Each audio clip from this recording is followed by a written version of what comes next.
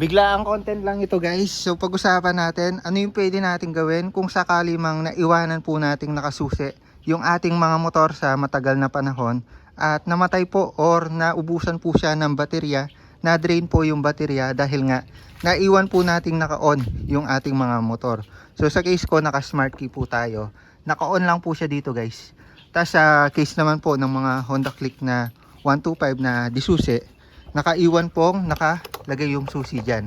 So kapag iniwanan po natin ng matagal yan guys at nakailaw yan syempre, at hindi po gumagana yung ating mga engine, hindi po nakastart yan, madedrain po yung baterya at pagbalik po natin dyan ay nakapatay na po yung lahat ng ilaw nya.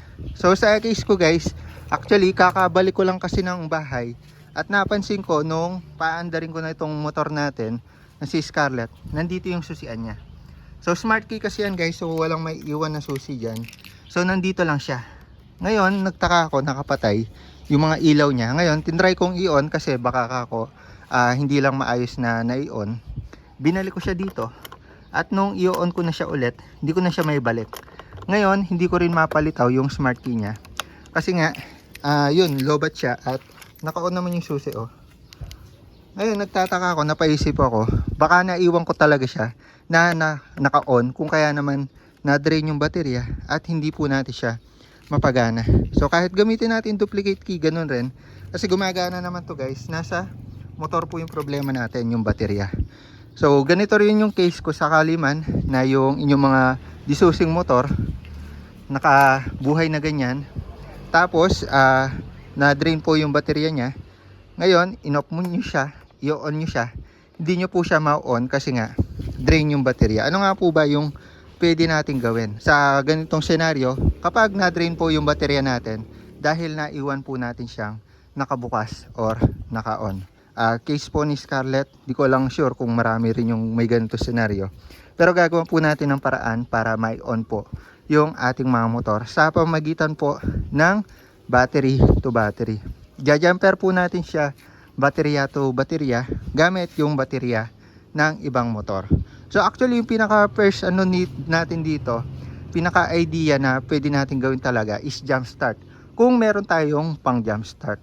Pero tayo ngayon wala tayong pang jump start guys. Kung kaya naman hindi po natin ma-open yung ating mga motor. Ngayon, pwede po nating gawing is kumuha po ng baterya. Mas okay kung sa kaparehas niya na motor para yung terminal po ng positive at saka negative po niya is mapagdikit po natin. Pero kung may case man po na malaking baterya yung nahiraman nyo, is may paraan din tayo dyan guys. So pakita ko sa inyo. So yan, ulitin ko lang, hindi ko siya may on talaga guys. Hindi ko may on yung susi, naka-on po yung smart key natin. Naka-on yan. Yung alarm niya, ayan, patunugin ko yung alarm. Ayan, nagre-red lang siya eh. So dahil siguro dahil wala siyang ma-detect na receiver, kung kaya nagpupula siya, ayan o, kahit ilong press ko. Pero dito naka-on yung susian niya. Dapat may lilitaw na dito guys eh. Ganon din dito Pero dito sa susian ng mga disusi, alam ko, di ko sure, pwede nyo pa atang may on yan, pero hindi siya mag-start or walang buhay yung panel nyo or naka-off yung ilaw. So same lang yung gagawin nyo guys. Kung mangyari man ito sa inyong mga scooter, pa Honda man yan, Aerox, ADV, NMAX. So ito yung pwede nyo gawin guys kung sakali nalobatan kayo dahil naiwanan nyo naka-on yung motor nyo. So yun guys, binuksan natin tong cover ng baterya dahil hugutin natin yung battery mula dito sa Click version 3 ng tropa natin. Take note, Click version 3. Same lang yan ng battery dito. So magandang source to ng kuryente. So hugutin natin yung baterya nito. Same as doon. Pero yung sa kay Scarlett natin siya tatanggalin. Tanggalin lang natin cover. Buksan lang natin yung battery. Ito, tatanggalin natin siya guys. So dito meron tayong positive. Dito meron tayong negative. Make sure nyo lang na naka-off yung panel or yung motor na kukuhanan nyo ng baterya guys. Tapos luwagan lang natin tong dalawang tornilyo na to. Ayan o, positive tsaka negative. Ayan, tanggal na yung negative tornilyo nya. Ayan, tanggal na rin yung positive. So ngayon, pag natanggal nyo na yung mga terminal na yan, angat nyo lang. Tapos hugutin nyo yung pinaka-baterya. So yan lang naman yung na-connect sa motor natin papunta sa baterya. So matatanggal nyo na yan. Ayan o, dito sa click. Baklas na yan.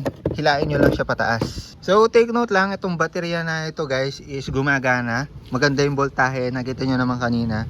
All good siya ito guys. So gumagana siya, running. Yung sa atin yung hindi running. So kukonect natin to guys. Ito naman yung sa motor natin kay Scarlett. Ayan, natanggal na natin cover. Tapos yung another cover ng battery. At dito bubungad sa atin yung baterya. So kung makikita nyo naman, same battery lang yan guys. Same battery sila, GS no? GS. At same po sila ng sukat dito sa terminal ng positive at saka negative. Ngayon, hindi nyo kailangan tanggalin or baklasin itong baterya nitong motor nyo na low bat. So kailangan nyo lang tanggalin itong rubber. So dito yung nakatakip lang is yung positive. So tanggalin nyo lang yan. Then pagkita ko ulit sa inyo, hindi po natin mapagana, mapalitaw yung smart key.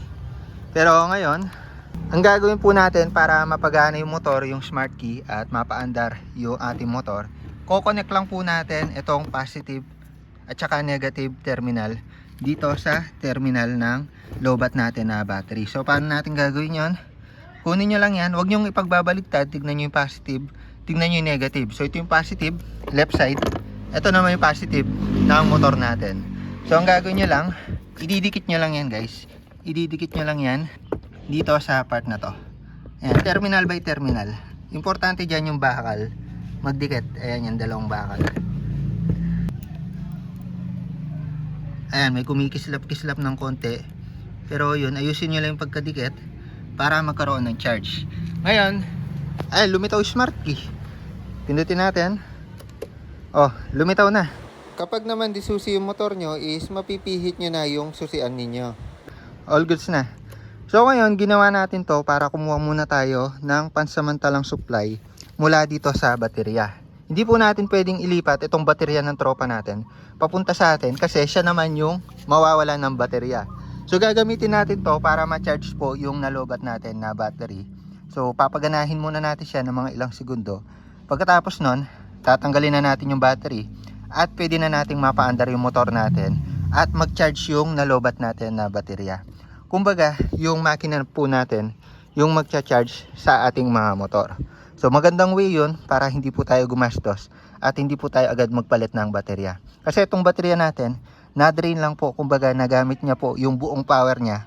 Kaya naman, hindi na po natin siya magamit ulit. Kumbaga 0% na siya. Ayan, start lang natin guys. Make sure nyo na naka-intact yan. Papaganahin natin siya. Open na yung panel. So ngayon, tanggalin natin yung bagong baterya. Pakita ko sa inyo. Ayan. Ayan, buhay pa naman yung panel niya. Pero tingnan natin yung voltage. Dito natin makikita. Ayun, biglang namatay, di ba? Ayan, yan yung sinasabi ko. Namamatay siya, hindi ko na nakita yung voltahe eh. So nabuhay natin siya ng mga ilang segundo lang eh. So dikit natin ulit siya guys. Dito. Ayan, dikit natin. Ayan, biglang buhay ng panel. Off natin muna. On. Ngayon, i-start nyo siya. Make sure nyo na hindi magagalaw to para ma-start natin yung motor kasi magbabibrate yan. So apakan ko muna saglit yan. Start natin. Tignan natin yung voltahe. Voltage ngayon medyo mataas kasi may nakadugtong pa na baterya dyan.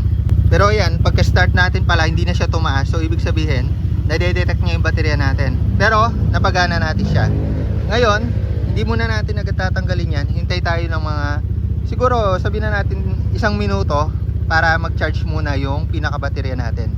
Hintay natin siya guys mag 13 volts para na sa gayon, kahit tanggalin na natin to, kahit tanggalin na natin yung baterya ng tropa natin na galing doon, is gagana pa rin yung motor natin at i-charge po natin siya sa pamagitan ng pag-idle. So hintayin lang natin siyang tumaas ng konti guys. Ayan, tignan nyo yung oras, 1-2, mga 1-3, balikan natin.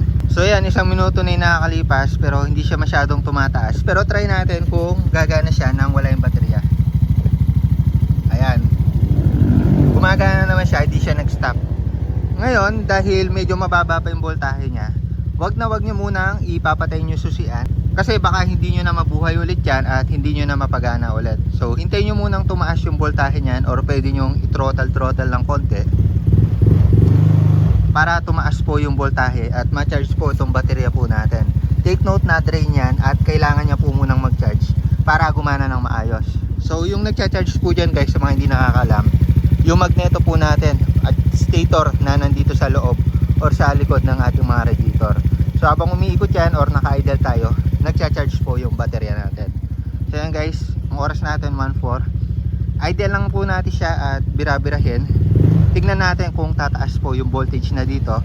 At bago po natin ibalik yung baterya ng tropa po natin, pakita ko na rin yung senaryo kung sakali mang makahiram kayo ng baterya na hindi po lapat dito sa inyong mga baterya. Halimbawa na lang medyo malaki yung terminal, mahaba. Yung isa syempre hindi papasok, pero yung isa sure na papasok dyan. Yung pwede nyong gawin dyan, isasaksak nyo lang yung isang terminal. Ayan, katulad ng ginawa natin kanina. Tapos, itong part na to, dahil hindi siya aabot dito, pwede nyong gamitan ng Allen wrench or kung may wire kayo, mas okay. Pero dahil emergency nga, ito yung pinaka pwede natin gamitin. Or anything na bakal guys, para lang mai-connect or mai-dugtong itong isang terminal po natin. So yung isang terminal, pwede nyo siyang idugtong. Tapos yung isang terminal, dudugtong nyo gamit ito. In case man po na mahaba yung nahiraman yung baterya. Pero ito, dahil swak na swak po siya, rekta-rekta po natin siyang idudugtong sa terminal. So time check, 1:07. Hindi pa rin siya masyadong tumataas, pero matagal po talaga mag-charge yan guys, lalo na kung na-drain po talaga yan. Yung normal po na voltahe niyan kapag na-charge na po na mayos is nasa 14.2 and above. So kapag mga ganito, sobrang baba pa niyan. At pag pinatay po natin, baka hindi na po natin buksan. Pero yun, hayaan lang natin naka-idle yan. Tapos balik na po natin itong battery ng tropa natin. So ito yung voltahe niya guys, di naman nabawasan since naki-jumper lang po tayo. Kumbaga, same pa rin naman yung voltahe nito. At pakita ko sa inyo na goods pa tong battery na to. Tsaka yung kung ano yung voltahe niya kapag all goods yung battery niya. Yung technique na to guys na mag-jumper tayo ng battery to battery, 100% po siyang gagana basta tama yung procedure nyo. At mas maganda kung same po kayo ng battery para same po yung terminal at hindi na po kayo masyadong ma-hassle. Kung kaya naman halimbawa naglo-long ride kayo at dumating yung point na halimbawa nag-stopover kayo, nangyari sa inyo yan, pwede nyong hiraman yung kasama nyong mag-rides kasi syempre may kasama naman siguro kayo mag-rides, or mas okay kung ka-same nyo ng unit. Pero kung hindi naman, gamitan nyo lang ng hacks na gumamit ng Allen wrench para mapang-connector. At kung may case naman na wala po talaga kayong mahiraman, wala kayong kasamang mag-rides, pwede naman po kayo pumara sa kalsada at makikicharge lang po kayo kung sakali mang wala talaga kayo mahanap na shop at gabi po nangyari sa inyo yung ganong senaryo. Pero yun, tayo swerte tayo kasi sa bahay ko siya nakita or nadatnan na low bat. At meron tayong mga click dito, yung sa kapatid ko, meron din siyang baterya yan. Syempre hindi pa dumarating, pero kaya naman yung sa tropa muna yung ginamit natin guys. Balik ko lang siya dito, all goods na tayo dyan guys. Importante, nagcha-charge na po ngayon yung baterya natin. Para sa po natin na ibalik yung baterya, pakita ko lang po yung voltahe nitong motor na to na okay yung battery. 11.9 siya pag naka-open yung panel, pero kapag ni-start po natin siya, ayan, kung makikita nyo, tataas po yan. Ayan, 13.7, tataas pa yan hanggang 14 kapag medyo uminit. Medyo normal pa yung ganito guys, 13.7 to 14 to 14.5 mga ganon. Pero dito gumagana na siya, 12.3 pa rin. So ito medyo matagal-tagal lang talaga dahil kailangan pa natin i-idle ng medyo matagal-tagal. Ayan, kung makikita nyo, nagbabago-bago. At pag nire-rev natin, tumataas, nagcha-charge. Dahil nga yun, kailangan pa niyang mag-charge. Pero ganyan pa man, huwag kayong magkakamaling i-off yan. Kasi baka hindi nyo na siya ma-on dahil mababa nga yung voltahe po niya. Yung ginamit lang po natin dito guys is Phillips screw, tsaka yung baterya ng motor ng tropa nyo or nung kakilala nyo or yung mapaparahan nyo sa kalsada. Kung kaya naman at least meron sana kayong malit na ganito sa bag ninyo, o kaya naman pwede naman din kayo mag-hiram. So yan yung gagawin na lang natin dito, hintayin. Pwede siyang gamitin basta halimbawa medyo humihina yung minor po niya, bomba-bombahin nyo lang para hindi po bumaba yung voltahe at hindi po siya biglang mamatay. So yun, kung makikita nyo naman may progress, tumataas from 12.3, tumataas siya 12.5 and so on. Ayan guys, hintayin nyo hanggang mag 14, gamitin nyo lang or bomba-bombahin. So yan guys, dito kung makikita nyo, medyo tumataas po siya at makikita nyo yung oras dyan. Mga ilang minuto lang tumataas din siya. Tinest drive ko rin po siya guys para mas lalong bumilis yung pag-angat ng voltahe. Tapos ayan, nung nakauwi na tayo, umangat na siya sa 13.4, 13.6 at 13.7. So nung ganyan na siya tumaas guys, tinry ko na siyang patayin. Tapos tinry ko naman ulit siyang buksan kung all goods na siya at now open na po natin. At sa kabutihang palad naman, now open na po natin siya guys. At sa voltahe, and medyo bumabalik na siya sa normal pero kaya pa po nating pataasin yan. So yun, hindi na po natin kailangan gumastos o bumili ng bago. Kailangan lang natin siyang i-recharge. So ganun lang po yung pwede natin gawin in case man po na naiwanan natin yung motor po natin at nalobat po yan. Hindi po natin kailangan palitan agad yung baterya po natin. Pwede po natin siyang i-jumper gamit yung jumper mismo na device, or pwede i-jumper po natin gamit yung baterya. Pero syempre, i-prevent nyo na lang din guys. Double check nyo po yung sisuan nyo, at lalong lalo na may kill switch po yung mga side stand natin. Baka makalimutan nyo na naka-on pala yan kahit na nakaparada na po yung ating mga motor. Lalo na kung tirik yung araw, di po natin mapapansin yan. Tulad nung sa akin, nakakalimutan ko talaga at hindi ko talaga namalayan yan. So yun lang muna para sa video na ito. The more click, the more you know. Pag-jumper ng battery to battery kapag na low bat yung ating mga baterya. Bye-bye!